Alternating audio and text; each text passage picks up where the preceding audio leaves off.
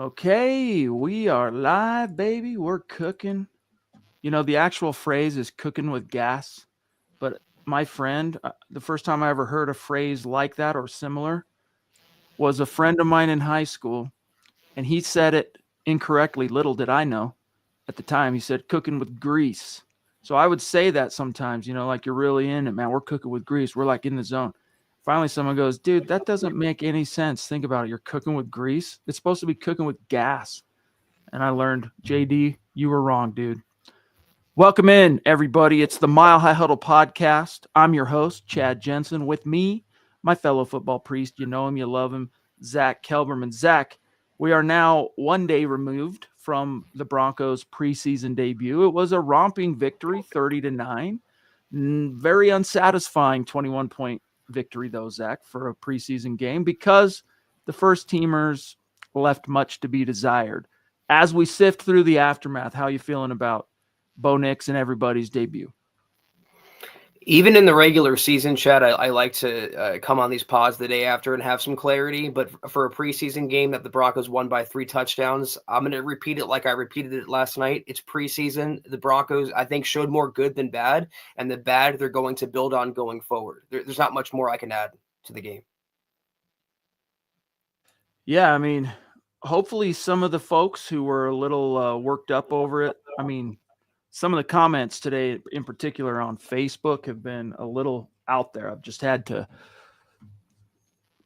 remove myself so as not to come down too hard on some people with the sky is falling stuff. It's give me a break. But Sean Payton, he's like, hey, man, there's like 13 or 14 things that we're going to fix like tomorrow that pissed me off.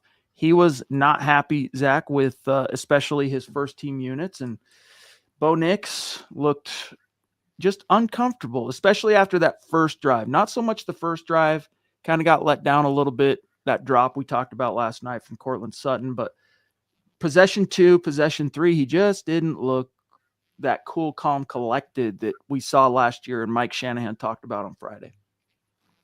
I don't think the Broncos accounted for the Niners blitzing as much as they did, Chad. The Broncos defense went into it with a vanilla game plan. It seemed like the Niners game planned a little bit for Bo Nix. So it was a mediocre day at the office. They'll be better. Unfortunately, it happened now in August and not in September and going forward. All right, let's jump in. We have some awesome super chats waiting for us, like David Yunkin jumping in. Thanks, pal, with the first super chat of the night saying, Sean Payton should be mad because the starting O-line was sluggish and they got bullied, and Bo has to take blame as well. Certainly he does, and I'm sure he will. We can go through some of the things he said after the game last night. If you guys would like to, it might be worth our time to check out some of that if you missed the post-game pressers. But nevertheless, yeah, the interior O-line didn't play too well, the first teamers, Zack, but they were a little bit better on second and third team. And the guy that really shined, if you read Eric's grades article that came out tonight, the guy that really shined on the interior was Nick Gargiulo, I think is how you say his name, right? 2024 7th round pick guy, wears number 66. He's got the stash. He's got the flowing hair a little bit. He had himself a day, but you want to see more from Ben Powers, Wattenberg, and even Quinn Miners. Quinn Miners wasn't up to his all-pro form. I'm not sure if there's a lag going on right now, so you guys have to let me know. But I thought the line was a little leaky, Chad, and we'll have to clean that up going forward. David, dude, thank you so much, brother. Appreciate the super chat. Always great to see you.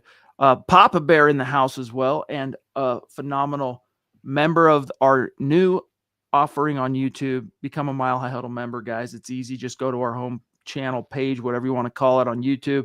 Click the join button. You're in like Flynn. You get Broncos for breakfast, or Broncos book club. You already get Broncos for breakfast, but you also get, coming up starting on Tuesday, Kelberman's Corner and more. But Papa Bear says, good evening, Broncos country. Relax. It's only preseason. Sean Payton has a right to be pissed. Hashtag 13and4++++. Subscribe, like, and share, please. Thank you for that message. We appreciate you, Papa Bear. You are, as always, a prince, and we hope you're doing better. Are you back on your feet fully? You'll have to let us know. Yeah, thank you so much, David. MBLEX Test Preps here to party, a member and a super chat. Thank you, brother. Really appreciate you. You are a prince, and you mean the world to us. Mike Thompson, good to see you, pal, a member. Let's see what Sam Bab. See, this is what I mean. I was talking about this last night. Instead of just showing the names, now they're showing the handles.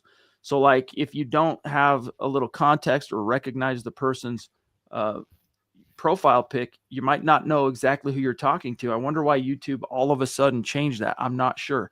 But Sam, dude, thank you so much for the very generous super chat, big dog. Great to see you on this Sunday edition of an Aftermath podcast. It says, good evening, guys. Good win for the Broncos last night. I think Nick Bonito is going to be a top 5 pass rusher this year in the Watt, Crosby, Myles Garrett conversation. He is a beast. Go Broncos.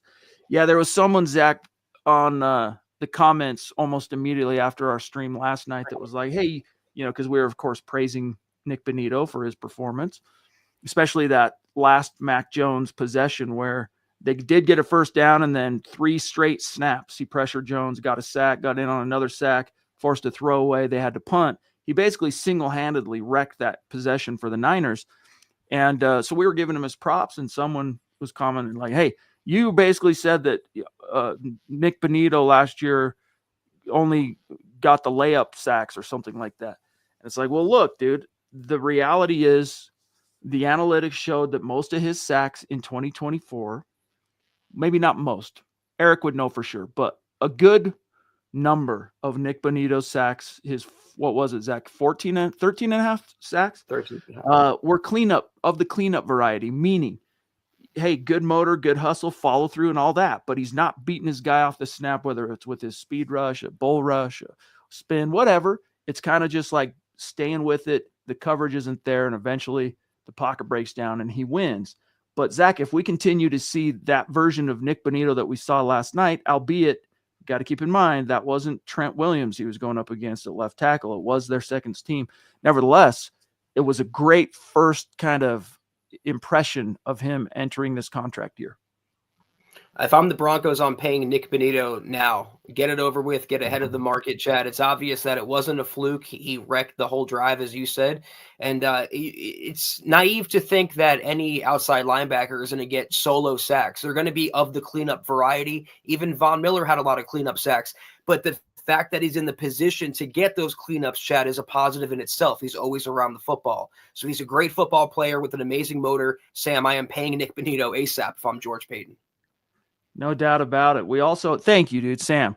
Appreciate you. And we're all excited. I mean, if he turns into that caliber of a pass rusher where, I mean, that's the kind of guy Vaughn was, right? In his prime here in Denver, where he would just make guys look silly out on the edge. And if he turns into that caliber of a guy, I'm right there with everybody else. Run as fast as you can, get him paid. And it's looking like that's the direction it's going anyway. Papa Bear jumping in to answer my question. He says he's at 95%, doing great. Thanks. Go Broncos, 13-4 plus. Dude, that's great to hear. Inching closer to 100%. You've been in everybody's thoughts and prayers. I hope you know that, big dog. Yep. Thank you so much, David. And Ron. Good evening. Good. Sorry, I didn't mean to step on you there, Zach. No, I was just responding. Ronk says, good evening, Chad and Zach on the MHH podcast. Go Bo Broncos. Yeah, it's still the Bo Broncos, guys. It was 3 possessions. Let's pump the brakes a little bit.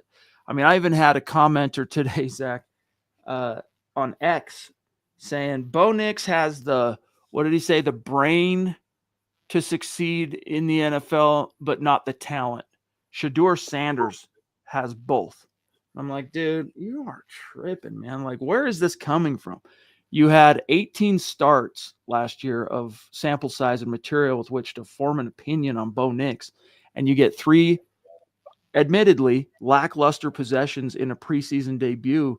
And some people, not everybody, in fact, not most people, but some people are like, the sky is falling. It's like, calm down a little bit, guys. Zach, we got also member String Guy, our friend here, Roger, checking in saying, good evening, all.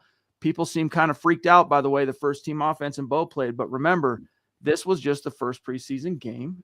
It's all good. Exactly. And he finishes by saying, my main concern was they still can't stop the run up the middle in short yardage. I wish they would trade for a big run-stopping nose tackle to stop the Hamptons and Genties of the AFC West. Well, Zach, I wish we had better news for everybody, but you had this article for us.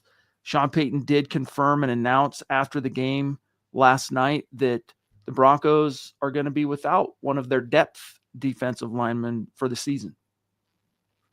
Yeah, Matt Henningsen has a torn ACL. He is done for the year, unfortunately. Suffered the injury in the joint practice against the Niners earlier in the week, and he'll be on IR. He's already on IR, and they signed it, and they made a corresponding roster move, Chad. Yeah, dude. So it's a bummer, and I feel for him because Henningsen, he's kind of been – he's a former draft pick. What was he? I think a 2022 sixth-round pick. He's always kind of lived on the bubble, a little bit of a backup role. Last year, he kind of went back and forth from the practice squad to the – this was his contract year. He really needed everything to go according to plan for him, and getting a season-ending injury this early obviously foils that plan. Byron Lewis jumping in with the super chat, dude. Thank you, bro. So good to see you. He says, this game showed that the depth is legit. Hey, my guy, Bonito. Yeah, bro. I could throw just to be the devil's advocate. Like I mentioned once again, well, hey, it's not like he was making Trent Williams look a fool out there, but he looks twitched up. He looks hungry. Zach, he looks like he's just getting started. And that's kind of where you want to be with a guy that you're extending on a second contract and a former relatively highly drafted players. You want to catch that wave going up still, not paying guys for services rendered so much as paying them on a level that you think is commensurate with where they're going to be. And if you're going to pay him in the 20 millions per year category or even more, who knows? We'll see how it shakes out. You got to be relatively confident, Zach, that his production will be commensurate. And that was a nice, let's hope it was a harbinger, what form we saw from Bonito in that first game. He was also limping a little bit. I don't know if you caught that when he was coming out. I did. Yeah. So I hope he's okay. We haven't heard anything. No news, good news, but it's more confirmation that we have to be so cautious with the starters in the preseason. I noticed it. I refrained from tweeting about it from the @Mile High Huddle while the game was going on. 10 minutes. In fact, it was that series, that last one where he chased Mac Jones to the throwaway. And then he got up and he kind of was a little walking on a little gingerly as he headed to the sideline because the Niners were about to punt. And then, I don't know, maybe 5 or 10 minutes later, there were reports from, I forget the kid's name, at Denver Post. I forget his name, unfortunately. Sorry, buddy. But saying that he's seen limping around, blah, blah, blah, making the observation that first occurred to me. I wasn't sure, though. It looked like he was limping. But then other people who were there up in the press box were like, no, I've been watching him walk up and down the sideline. They didn't send him to a locker room. He's not getting looked at. He's standing by his teammates. He's still padded up. Nick Bonito's fine. Yeah, it's good news. Obviously, you're going to have bumps and bruises in the preseason, but the Broncos dearly need him, Chad, to stay healthy for a full 17. Yeah, Zach, you might want to look at that real quick on the lag. It's getting pretty gnarly. I'll hold it down, dude. Just do a restart and come right back, brother. Everyone will be waiting for you. Gene William, my dog, great to see you. Still loving your profile pic. That was a fun night. He says, what's up, boys? Great to see you all tonight. Got the whole fam watching tonight. Well, see, that's why, when we're getting a technical difficulty, we were having it last night on Zach's end, and we're getting it back-to-back nights. We know you guys are watching. It's not just listening, you're watching. So we want to try and clean that up. He'll be right back. Hopefully we're able to, but I know you guys are probably sick of hearing me complain about StreamYard the past few months, but yeah, it's just, if it's not one thing lately with them, it's another. And I was just talking to Scott right before we went live. I'm like, man, I got to start looking at legitimate alternatives to StreamYard. And so I haven't wanted to do that because I have so much of everything invested in StreamYard. I don't want to just like move off of it. It would be kind of time consuming for me to transfer everything, but I might need to. So we'll see. David, good evening. Yep, kept been saying it since yesterday. Too many Chicken Littles out there. Yeah, It's okay, guys. It's going to be all right. Taylor jumping in, great super chat superstar and member on YouTube saying it's preseason. Oh, let's calm down, Bo. We'll adjust. Yes, I'm not worried about it, guys. Seriously, I'm not worried about it in the least. And I liked that Sean Payton after the game was being frank in terms of he could have made excuses. He could have even ignored some of the questions about a less than enthusiastic showing from the first team offense.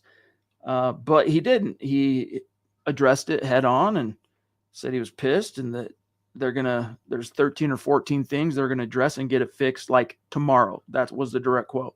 Fix it like tomorrow. So we'll see. I mean, the next game is the Cardinals. It's going to be in Denver in front of the home crowd. Not all the traveling. I mean, it's kind of a little bit of a weird week. I don't know how much work they got on on Friday, but to practice at home, go on the road, have that joint practice on Thursday, probably take, from what I understand, Friday off, and then play on Saturday. But then again, you got to get used to the stops and the starts, right? The season's coming and you got to trip across the pond. So like you need to like embrace the up and downs of being on the road and the starting and the stopping and all that stuff. So anyway, I'm right there with you though, Taylor. It's preseason. We got to take the chill pill. Sonny, hey dude, thank you for becoming a member, my friend. Appreciate that. He says, we have to remember the plays that were being used were generic. Week 1 play calling will be way better. And that's a good observation. Doc, great to see you. 2 days in a row indeed, my brother. Thank you, pal, a member. But back to Sonny here. This is a great point that, in fairness, Zach and I didn't talk too much about last night, and we've yet to address it today. And that is the vanilla nature of the play calling. But at the same time, again, so is, at least ostensibly, so were the San Francisco 49ers defensively, right? They were calling vanilla. They're not trying to show their hand too much. And the thing that hurts so much, I think what actually genuinely has people a little tripped out about this isn't so much that Knicks and the starters on offense kind of sputtered a little. It's that they're the starters. San Francisco rested all their ones, and I don't blame them. The amount of bad luck they've had with the injury bug the last couple of years, I don't blame them being a little bit gun shy. But hopefully Kyle Shanahan, John Lynch, those guys learned from afar the lesson of Nathaniel Hackett in 2022, resting all the starters in the preseason. And then what happened? They ended the season with the most salary cap dollars on injured reserve. Not only was the injury bug more present with the 2022 Broncos, but they basically had to go through their thrown off the rust stuff against the Seattle Seahawks in the actual season opener, those first couple of games, instead of knocking it off early on with some reps in the preseason, et cetera, et cetera. So that's a fair point though, Sonny. I appreciate you bringing it up. I don't necessarily agree, Ronk, on this. No offense to you. He says Sean Payton needed to keep the Super Bowl talk to himself. Maybe not so much to keep it to himself, but like don't go splurging about it so much in the press.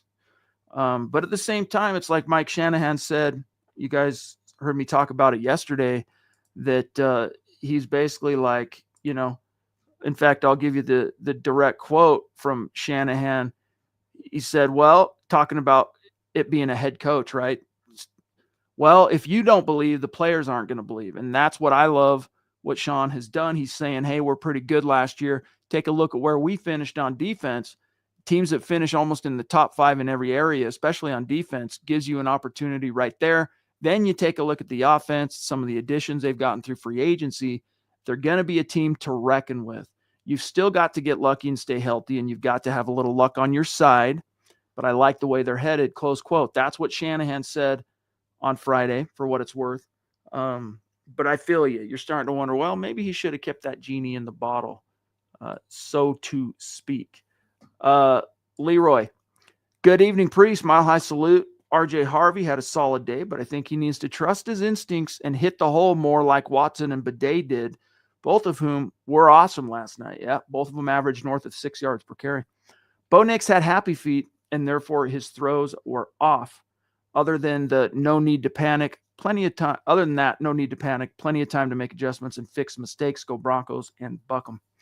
The only thing that made me wonder about last night, in all honesty, and it's still not me saying this, it's like, what's been one of the, when you hear from Sean Payton about what are some of the improvements you want to see from the Broncos in 2025, he's talked about the run game, right? And you've seen how they've invested to improve that through personnel, adding some wrinkles like the outside zone, all that. But the other thing he's talked about wanting to improve was starting faster. Now I'm starting to wonder, maybe this is just Sean Payton's Broncos are just kind of going to be that team that maybe starts a little bit slower than you'd like to see. I don't know. I'm not saying that per se. I'm just saying that, it's not exactly encouraging first preseason game if you're looking and forecasting a regular season fast start. The thing is, though, last year, a little bit different animal in the caliber of opponents you're facing early on. This season, you can't afford to lose a game that you are going to be expected to win handily against the Tennessee Titans in the opener. You can't go on the road amidst the chaos of that quarterback situation in Indy and drop that game through slow starts and just, so I guess my point here is a little bit of a meander, but if it was going to happen, it's maybe better now that it gets identified and get those wrinkles ironed out. Zach, I just saw your text, dude. Sorry, buddy. He's about to hop back on, so let not your hearts be troubled. But yeah, I'm not too worried about Sean Payton, speaking into existence the whole Super Bowl thing. And by the way, on the subject, Leroy, of RJ Harvey, he bounced everything outside. And that's what he's trying to say here, Leroy, is that he needs to trust the blocking, hit that hole. And if you want an interesting read, Leroy, Eric Trickle had a great film breakdown today at milehighhuddle.com, basically trying to examine whether or not RJ Harvey were his instincts wrong to keep bouncing it outside. And I won't ruin the article, but yeah, let's just put it this way. There was a reason why he kept bouncing it outside. And I don't think it was necessarily, some kind of a shortcoming on his part with his vision. You still need the email? Okay, hold up, guys. I got to get something to Zach real quick so we can get back in. StreamYard troubles. There it is. Bada bing, bada bang, bam, send. All right, he'll be back in just a second. Okay, so let's talk about for a second here. Thank you again, Leroy, for being with us tonight. Much love and respect, my bro. The kid that the Broncos signed. So Zach touched on it earlier. Of course, Henningsen, such a bummer break for him. As Sean Payton said, I hate that for him. I do too. But who's this new former Jacksonville Jaguars draft pick the Broncos signed? His name is Gregory Jr. He's a third-year corner. And based on the way that cornerback depth chart is playing and shaping up, he's going to have a tough time cracking this roster. But yeah, he was a 2023 sixth-round pick. He only appeared in 10 games with the Jaguars his first 2 years before a little bit of an injury thing happened. They waived him last year, and he spent a couple of, basically the last 6 months or so bouncing between 9 months or so bouncing between the Texans and the Packers practice squad. But 6 foot, 202 pounds, 203 pounds. He is going to have a tough time, methinks, getting his beak wet because, dude, first of all, Pat Surtain, enough said. Riley Moss, he's got the other boundary spot, Zach, locked down. Jaquan McMillan not going quietly into that good night, Zach. He's played his rear end off yesterday. And then, of course, Zadeh Barron, first-round rookie. But I don't think, Zach, people are talking about Chris Abrams-Drain enough. How impressed were you with Chris Abrams-Drain last night? First of all, I changed computers, Chad. I'm on the proper browser. I've disabled everything unnecessarily. I hope it holds up. Hope I'm not lagging. I don't know what else I could really try if it's not StreamYard. I was impressed with Cad yesterday. I thought he was one of the standout performers, and I feel like if they want to move on from a Damari Mathis or a McMillian, they can, because I think he's ready for that big time. He showed it as a rookie too. Unfortunately, it's a near guarantee that I shouldn't be too out there with a guarantee, but it's going to be hard for Damari Mathis, Zach, to overcome the salary cap incentive the Broncos have to move on from him. I think it's $3 million and change if they keep him on the roster. You don't want to be, especially with today's NFL, you don't want your sixth cornerback making $3.5 million who's not playing. So they can save all of that money by cutting him at some point before the season. I think they will. Jimmy, because just based on what we've seen from Mathis so far last night, relatively forgettable preseason debut. Jimmy, what's up, dude? Are you concerned about the O-line performance? No. Again, most of last night, guys, in my opinion, was simply the rust falling off in chunks. You can remember, this was an offensive line that finished top 1, top 2, depending on who you want to listen to, ESPN, PFF, etc. And beyond that, Zach, they returned all 5 starters. So I think everybody's just got to stay a little bit patient, a little bit open-minded, kind of understand the context and the stakes of yesterday and where we're at. It is the preseason exhibition, all the little things. They're not calling the real plays. It's vanilla, all this stuff, and just relax a little bit. Jimmy, I wouldn't worry about it, bud. Yeah, again, maybe my read is wrong. I just feel like the Broncos weren't expecting all that pressure from the Niners up front, all the blitzing and the exotic looks. Some of them they gave the Broncos, and again, it was a mediocre day at the office.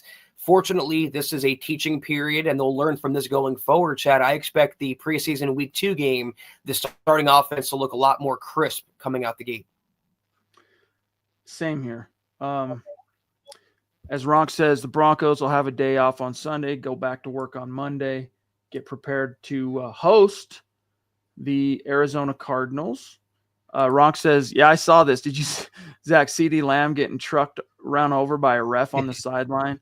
That was a little bit cringe. Yeah, very much so. That's what happens in preseason, though. Crazy things. And in street clothes, basically. He wasn't, is kind of ugly. But yeah, I would agree also here, Ronk, that Trent Sherfield stole the show when it came to the wide receivers. Absolutely true. I mean, he did Trent Sherfield with 3 receptions on all. So he caught all 3 of his targets, 73 yards. And of course, that 36-yard touchdown, which was not only a great throw by Stidham, but just as good of a catch and toe tap kind of deal by Sherfield. And it stunned me. I did not think he had that much game as a receiver, but he does. And so, Pat Bryant looked good as a route runner, caught a couple of balls, had a big, Jaleel McLaughlin, unfortunately, he made on the risers and fallers article that I published this morning, he made my fallers only because he ended up with a 1.7 yards per carry average on 3 attempts, but he actually had 4 attempts. And on that 4th one, it was 19, 20-something yard rush where he broke a lot of tackles, busted through. It was a phenomenal play. Pat Bryant gets it all the way down to the 1. He might have even scored possibly, but anyway, they called him down at the 1. And then, of course, Zach, the play gets called back because Pat Bryant got busted with a pretty obvious hold, even though I don't think it would have impacted the play. Nevertheless, Pat Bryant learning that you got to mind your technique, especially, Zach, in the NFL when it comes to blocking. I still see real wide receiver 2 star potential in Pat Bryant. I think it's only a matter of time before he pushes for that job. And Sherfield, Chad, we were both kind of caught off guard by how he's blossomed this summer, but he's a lock. At this point, he's a lock for the final roster. And look, it didn't all work out, but I was impressed with Troy Franklin. Zach, that underthrown ball from Bo on 3rd down, Franklin did his part. He got open. He created separation. If Bo's able to put a little bit more air on that and drop it over, like this, instead of him trying to fight and get in between it and almost picked off. That was a touchdown, dude. That was a shot. Like Sean Payton's going, let's call this one, boom, get a touchdown over the top. And it was a little bit short, but otherwise, Zach, he caught his 3 other targets, but it only went for 18 yards. He did have one of them, maybe actually 2 of them moved the chains. I'm trying to remember if that first reception moved the chains, but either way, what were your thoughts on Franklin? You could see the chemistry is a lot better than it was this time last season, Chad, between he and Bo Nix. They're more on the same page, and you can almost sense where Bo can throw it and he knows where Franklin's going to break or where Franklin's going to turn. They have that level of understanding now. It's only a matter of time before he breaks out too, even in a gadget Marvin Mims type role. Yeah, dude, it's going to be, even though it wasn't this huge production game where he's, I mean, even Sherfield, he didn't even come close to matching that, but just seeing him, the way Franklin was winning yesterday, the way Bo was looking to him in the progressions and whatnot, I think Troy Franklin is in line for a big year 2 jump. Let's put it that way. String guy, Chatter Zach, are there any big run stopping D linemen out there now that the Broncos could pick up? We'll check on that in a minute. I'll pull it up and check and see. I can't think of anybody that's been kicked loose lately, Zach, but we can check out Spot Rack. Do you have anyone that comes to mind real quick before we grab Doc here?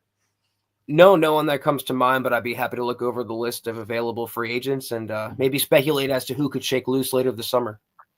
I agree with you, though. The interior, we'll call it the front 7 inside running. I wonder what it'll look like, though, with Dre Greenlaw at the second level and Alex Singleton at the second level. You got to assume that it would be an improvement, but props to Justin Sternad again, by the way. He made my risers list. He had a phenomenal tackle in the backfield it was San Francisco's opening drive. Doc says here on a super chat, thank you, bro. He says, I'm still seeing a 14-3 from our Broncos, 14-3 record from our Broncos. Sean Payton is going to light a fire. Do you see us keeping more 6 or 7 corners and like 4 or so? Are they keeping 6 or 7 corners, or are they keeping 4 or 5 running backs? I think they keep 4 running backs, Zach. And I think that Michael Burton will get how will they do it? I got to think of the rules. Either way, he'll end up on the practice squad where they'll use up his elevations early on in the season, and then they'll sign him to the active roster so that they can use all 4 of those running back spots on actual running backs. And right now, Zach, if I had to roll the dice and make a prediction on which 4 backs, obviously Dobbins, Harvey, you got to wonder, is it Jalil still at 3? I think it's pretty rock solid that he still is at number 3. He was the 3rd guy onto the field yesterday. But is that 4th guy, Zach, going to be Bidet? Is it going to be Watson? It's pretty clear that Audric Estime is now the last guy at the table, so to speak, the last guy to get the touches. I agree. I think Estime is on the outside looking in. Bidet right now, to me, is the RB3, but things can still change. I think you're right. They're going to go a little heavier on running backs, Michael Burton aside, and also cornerbacks. They can go lighter elsewhere, Doc, but you need a lot of corners in today's NFL to combat the passing offenses, especially in the Broncos' own division. So I think they're going to go heavier at both spots, if I have to guess now. Yeah, let's do the math real quick on cornerbacks. Surtain, Moss, Barron, McMillan, Chris Abrams, Drain. That's a legit 5-man rotation right there. I think they could maybe afford to get away with rostering 5, but they're not going to. They'll roster 6. The guy to keep an eye on is that I just brain for his name, Jaden Robinson. That kid was legit, dude. Watching him play yesterday, he's now, in my opinion, a sleeper. Like when the Broncos are doing that math and they're going, hey, Damari Mathis, yeah, former 4th round pick, but do we want to pay our 6th guy $3.5 million? No, but who's going to take his spot? It's looking to me, Zach, like it's that Robinson guy, that kid, undrafted rookie, could be the dark horse for that 6th spot, but I don't think they keep 7. No, I don't either. But there could be a surprise, like you're saying there. And it's so good that they have this no-fly zone 2.0 where there's a surplus of talent now in that secondary, Chad. Chris Abrams-Drain could probably start for a few teams in the NFL, but on the Broncos, he's their cornerback 4 or 5. It's pretty incredible. So I'm just doing a little reminder here to myself. At cornerback, out of camp last year, they kept 6, including Tremont Smith and Levi Wallace. So yeah, they'll probably keep 6 again. Running backs, out of camp, they kept 4, and that was with, of course, putting Burton on the practice squad until he used up all his elevations. They can basically use 3 of them before they have to either sign them or risk exposing them to the waiver wire before they place them back on the practice squad. And it's looking like that's going to be the path again for Burton, just because it's so hot and heavy at running back this year.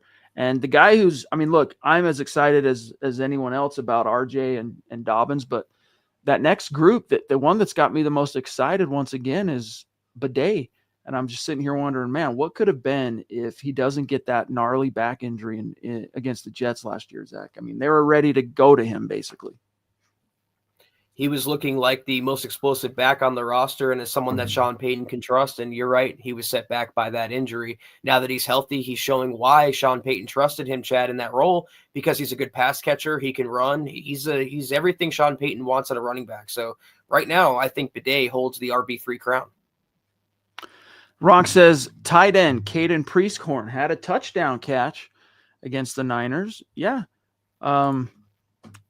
He finished with exactly 1 reception on 1 target for 7 yards, and that went for a touchdown.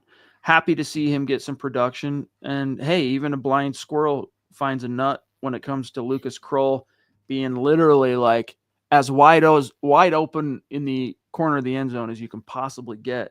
At least he caught it. Otherwise, it was a pretty dismal showing from Kroll. He had a not so easy drop. I mean, it was technically a poorly thrown ball by Stidham, but it's a ball you got to catch if you're Lucas Kroll. And his blocking was atrocious. In fact, all of the blocking from the tight ends yesterday, Zach, was not so hot.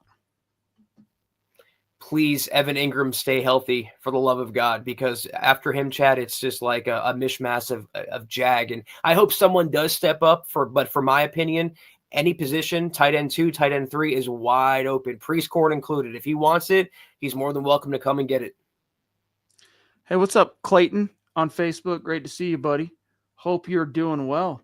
Okay, where are we at? We're at 37 minutes, coming up on 38 minutes. We're doing pretty good. Zach, before we start winding it down, Doc says, I love our receiver room. I do too, man. And I still think it's been relatively unfair how much shade that the skill positions have continued to get from the national press. However, ESPN went from ranking the Broncos skill positions last year, Zach, they were at 30th. Before cleats hit the grass this year, rank them at 24th. So they did improve, modest improvement, but I think by the time the season's over, people are going to have a different view on the receiver group this year, kind of like they did with regard to Bo Nix. You know, he was viewed as the 32nd. No, it was even worse than that, Zach. Whatever it was, 34th best quarterback in the NFL before last season started, and ended up turning in a Pro Bowl caliber rookie campaign. So I think that's kind of going to be the path that this receiver core and the skill positions take too, because you've got Marvin Mims ready to have a big year 3 leap, and all those second year guys, plus a rookie and Pat Bryant, and then the addition of Sherfield. I mean, I'm not trying to say you're going to have 4,000-5,000 yard receivers, but there's a lot more talent there than they get credit for. Exactly. I tweeted about this last night. The Broncos might have one of the deepest wide receiver rooms in the NFL, just in terms of sheer upside. I know a lot of people don't know their names, but we know the ceilings these players have, like the Troy Franklins and the Pat Bryants. You mentioned Trent Sherfield. How about Courtney Jackson, Joaquin Davis? They were making plays, Chad. The Broncos receiver room is like 7, 8, or 9 deep. It's pretty insane. By the way, the numbers thing, this what you're seeing all of a sudden with these numbers, like seemingly random numbers getting attached to your handle, you can change the at as long as it isn't kind of like on X. You can't have the same ats or Instagram for that matter as somebody else. So as long as it's available, you can change your handle on YouTube. So if you want to look into that for what it's worth, I've done it with Mile High Huddle when they first made that a thing in terms of like offering handles to channels 4 or 5 years ago. You can change it. So and yeah, Rock, Bidet and Watson look better than Estime, and what a fall from grace, unfortunately, for Estime, Zach, because going into the what was it, the mandatory minicamp, Sean Payton was talking about him as if it was going to be, he was like a starting caliber guy. He needs more touches to get into a groove. We weren't able to give it to him as consistently as we wanted to last year. He's going to get it this year. Next thing you know, literally the next day, Dobbins is in town, and now he's literally the last dude on the depth chart. It's not looking good for the 2024 fifth round pick. Tough business, the NFL, and it's proven every single year. You're right. It seemed like Estime was going to be the next in line. Then they went out and added Harvey and Dobbins, and now it looks like Bidet is the apple of Sean Payton's eye. It's tough, but it's what's proven on the field. And what Estime proved on the field was he looked no better than Javonte Williams circa 2024. John, I'm sorry to hear about this, buddy. Says mom's in the hospital tonight. Just a reminder, everybody in the chat, hug the person next to you and tell them that you love them, because that's what really matters. We'll keep our prayers up for Mama Juno, man. That's not good. Stay positive, my friend, and thanks for sharing. That's a good message, but we'll keep your mom in our thoughts and prayers, big dog. Okay, guys. Zach, let's go through some of our reminders, end of show reminders, and then we'll take one last look at the chat, and I'm going to double check to see if we missed anything that I wanted to get to tonight. A tremendous episode, as always, of the Mile High Huddle podcast. If you're not doing so, please follow us on X at the MHH Pod. You can follow the main account on X at Mile High Huddle, Chad at Chad and Jensen, myself at Kelberman NFL, and Scott, our producer, at Scout Kennedy. If you guys want some merch like we're rocking each and every single podcast, check out mhhmerch.com and get you some. If you haven't done so, please drop us a like at facebook.com/Mile High Huddle Pod. You can find us on Instagram, at mile_high_huddle. If you're listening on Spotify or Apple Podcasts, make sure you're leaving your football priest a 5-star review for a chance to win some merch each and every single month. But if anything, y'all, please, I can't get to it, but as you know by now, subscribe, like, and share this video and every video you see on the MHH channel. It really helps us grow and reach more Broncos fans just like you. All right, so real quick before we dip, Bo Nix at the podium last night, he's asked, hey, did you guys turn it down because you were going against San Francisco's twos? One word answer, no. All right, well, Bo, what did you make of the outing overall? Being back out there, game situation again, blah, blah, blah. Quote, I thought it was good. I thought our team competed really well. It was fun to see guys get out there, fly around. As the game went on, we found ways to score points. He is not worried about it at all, guys. Hey, Bo, what happened on that intentional grounding where you got the safety? Quote, I just threw it away. I didn't get the ball to the line of scrimmage. So, he's not worried about it. Sean Payton was pissed, but I can promise you he's not worried about it. So keep that in mind, guys, as we march into the second week here of the preseason, which is going to be a lot of fun. Ronk, thank you, brother. Appreciate your support each and every night.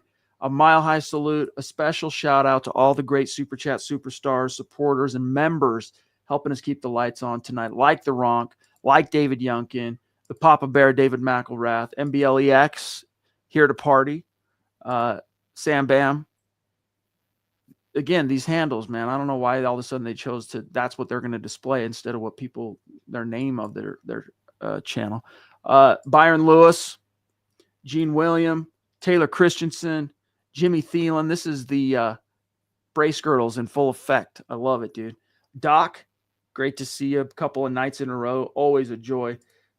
And guys, we'll be back tomorrow night. That's right. 3 straight nights of the MHH podcast. It's pretty rare, but when you've got Saturday games, you're going to get 3 straight episodes of the MHH podcast. So with the Broncos getting back to work tomorrow, well, I'm sure have plenty to talk about. So can't wait to see you then. 6 p.m. Mountain, 8 p.m. Eastern. Absolutely. Have a great rest of your Sunday. We will see you tomorrow night. Take care. And as always, go Broncos.